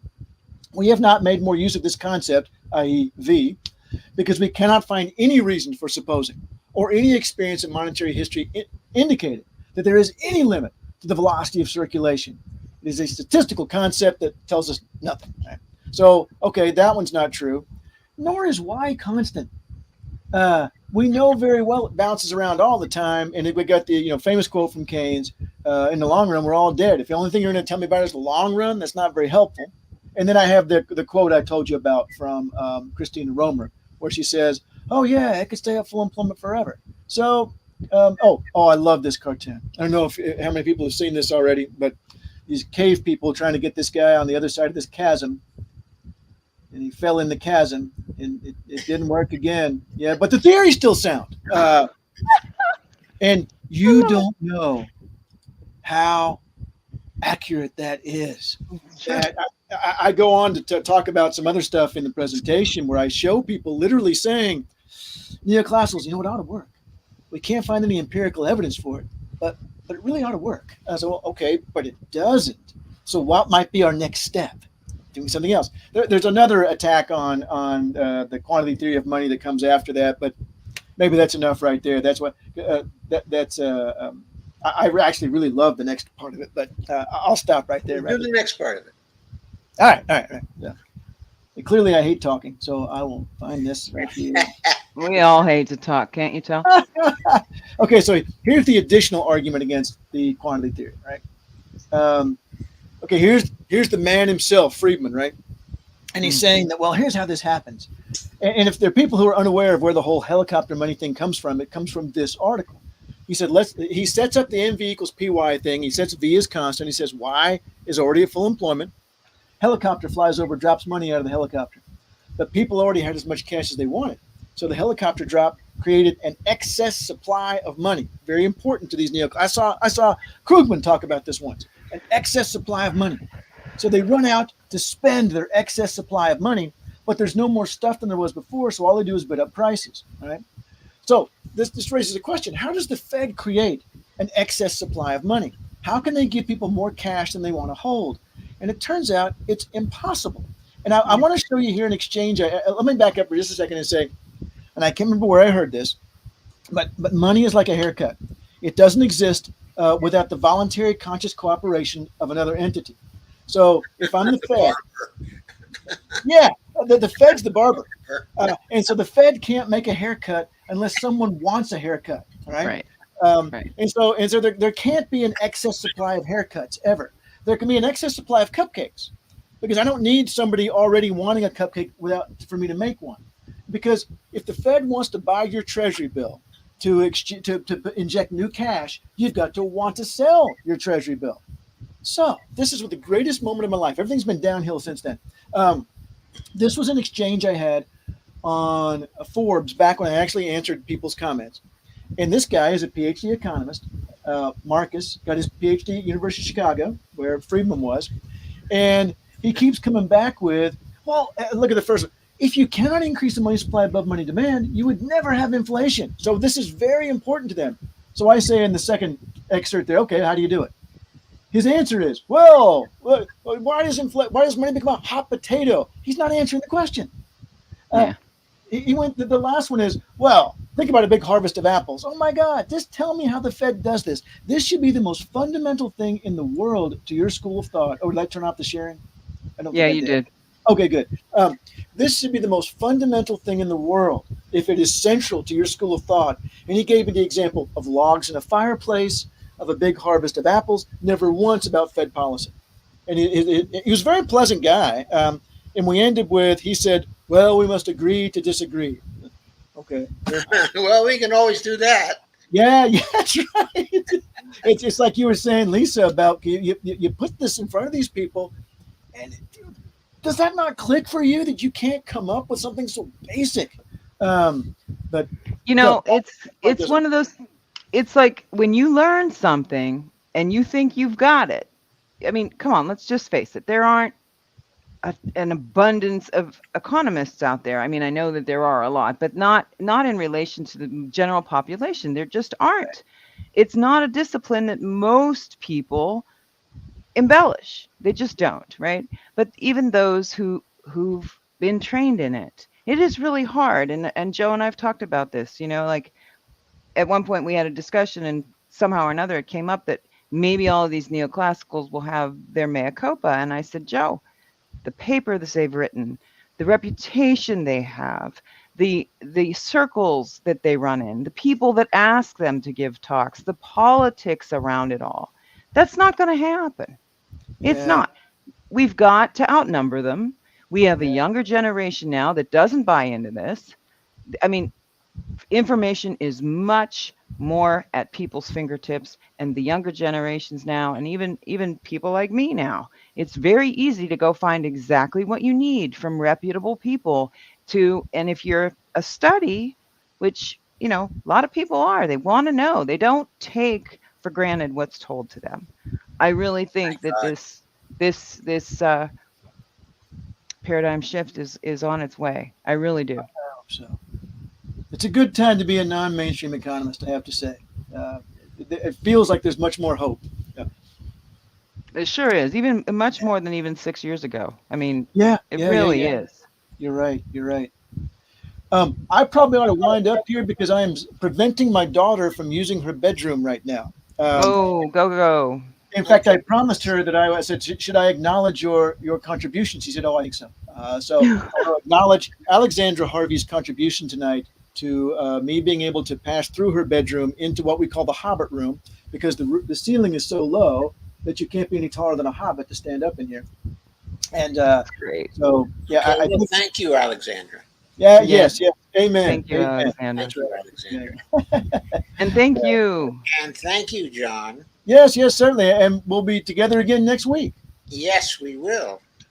I'm looking And- forward to that. and we'll And thank you, everybody, for discussing- watching and your comments and so forth. And Steve, absolutely, you're right. He made a comment about velocity being higher if it's in the hands of the poor and the working class, and the propensity to consume. The top 20% of all American households spend 60% of their income. The bottom 80% spend pretty much all of it. Right. So yeah. Right. So let's cut taxes for the rich. That'll help.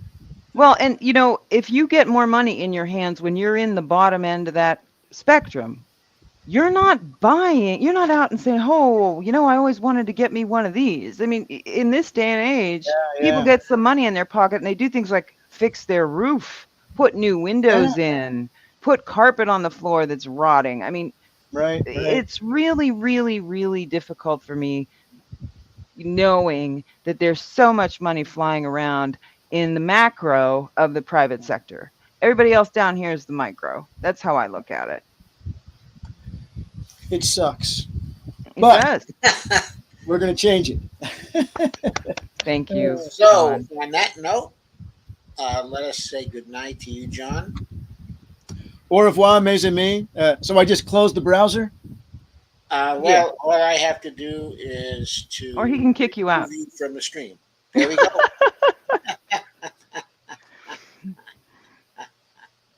That was awesome.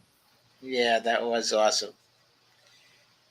Okay, everybody, are there any questions we didn't answer? I guess there were a few comments. Sandy Denk says, who would have thought economics could be so entertaining? Steve says, about all I remember from college economics class was that the velocity of money is much faster when the money is put into the hands of the poor and the working class. Sure, because you've got more people moving it. Yeah, you got more people moving it. So I think that we are done for tonight. Good, because my husband came home a little bit ago. I want to go say hello. Okay, But thank you, everybody, for being here. John was a lot of fun, Joe. I can't wait to talk to him again. Yes, I can't wait to talk to him again either. He's a lot of fun. He's excellent. He's really bright. He's brilliant. And he's going to be with us next week, okay, on the 28th. And we have some other good ones coming up. Specifically, we have Matt Forstatter, who's going to be coming up on July 5th.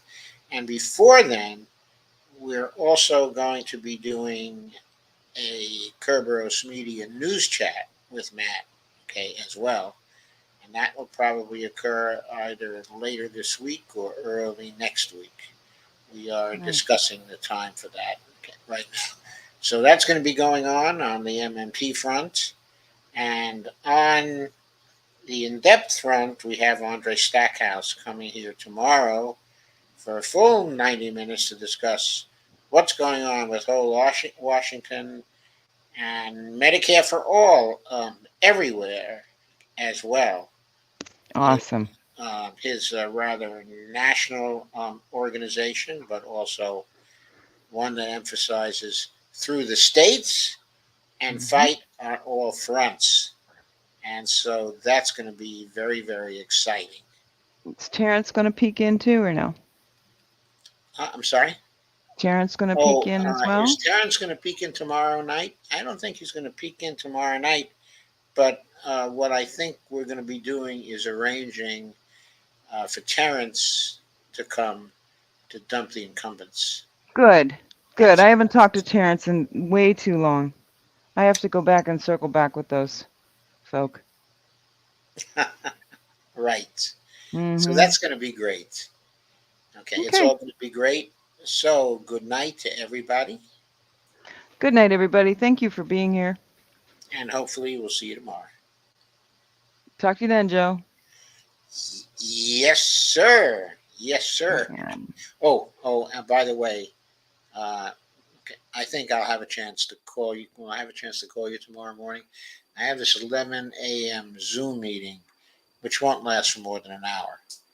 Okay. So if we can, I'll call you after that, and we'll talk about the issue you raised earlier today. Yeah, I'm going to do some digging into that, Joe. There's a 30-page report I want to go through. I'm not quite sure what's going on there yet. I do know that there is a recording of the committee hearing or whatever it is. I don't know if it was a hearing or whatever. I saw a YouTube of it, so I'm going to go try and find that again. I knew it was happening. I was in a different mode that day. But hey, John Harvey called me an assassin. Like, I need a meme. I love it. Okay, Joe. I'm going to call you Love you. assassin. I love that. I love that. I'm gonna wear that on my sleeves, man. Okay. Good night, everybody. Okay, good night, Lisa. Night, Bonnie. Good night. Okay, folks, I'm going to say good night as well. Sorry, my chat froze. I would have 30 days to find another home using every last cent or lose all benefits. What? Oh, Russ is here. Hey, Russ. How are you? Nice to see you. So we're going to have a lot of great discussions coming up. And on that note, I think I'm going to say good night. Good night to everybody. See you tomorrow.